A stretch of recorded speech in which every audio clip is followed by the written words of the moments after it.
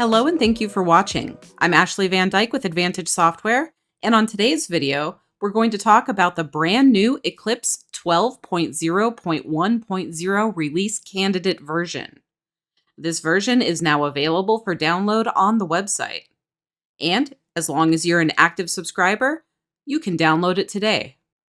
A release candidate version is the final step before the final release of a new version. This means that the beta process is nearing completion.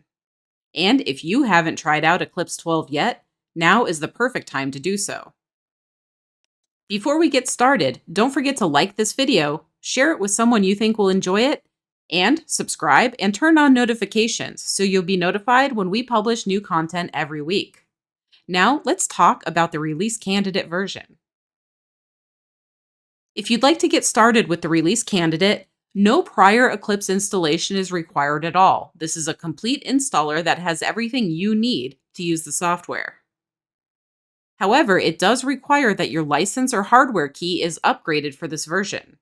So remember to call account services during business hours in order to get your license or hardware key upgraded. Just like all of our previous installations, this installer will ask you if you'd like to retain previous versions of Eclipse. So if you're a scopist, don't worry, all of the legacy versions that you need are still included. And lastly, don't hesitate to contact support. Our friendly and helpful anytime support staff is always available to help you with anything that you need. Now let's take a look at the release candidate installation process. I've logged onto the website at www.eclipsecat.com and I've logged into my account. In order to download the release candidate, I'm going to go to Support, Downloads, Eclipse, and AccuCap. The release candidate is the very first installer available, and you see that it was published today, December 11th, 2025.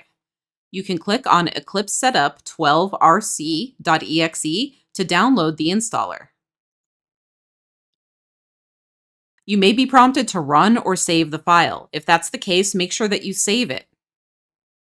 And once the download is complete, then you can run the file. I'm going to allow my download to complete.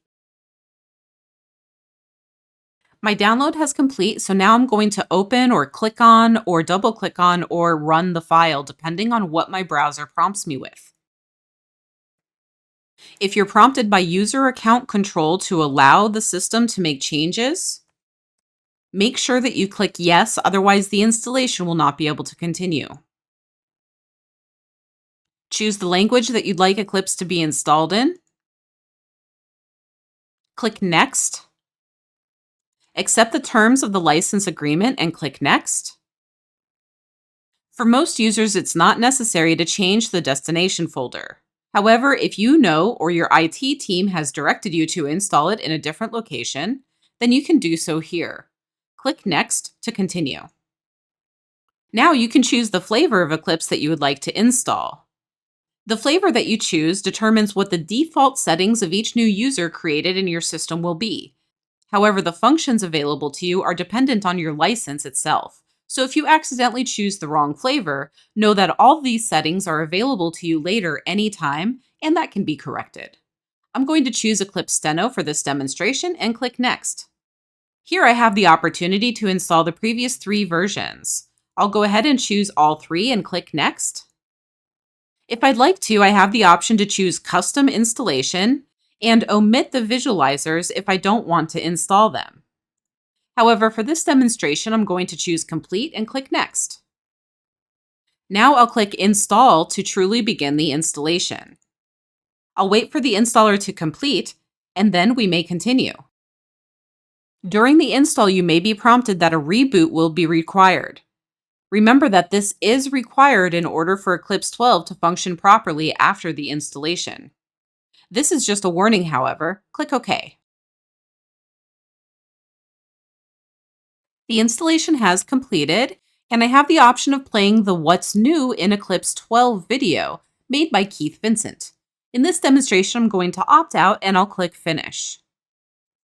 I'm once again prompted to restart my computer. In this case, I'm going to click Yes to immediately restart my computer. Remember that if you don't restart your computer, Eclipse may not function properly.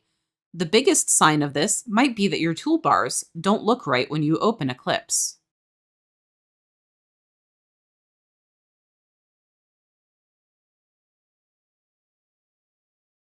My computer has now restarted, and if I open up Eclipse 12, I can choose my user, and up at the top of the software, it does say version 12.0.1.0. And so I can confirm that my update is complete. And on my desktop, as I requested, I have Eclipse 12, Eclipse 11, Eclipse 10, and Eclipse 9. If you'd like to learn more about Eclipse 12, I have done 2 different webinars specifically about Eclipse 12. First is Evolution of Efficiency, which is about Eclipse 12 generally, and second is The Sound of Precision, which is about the changes to the audio system, which are extensive in Eclipse 12. And so if you'd like to learn more about either topic, you're welcome to purchase these webinars.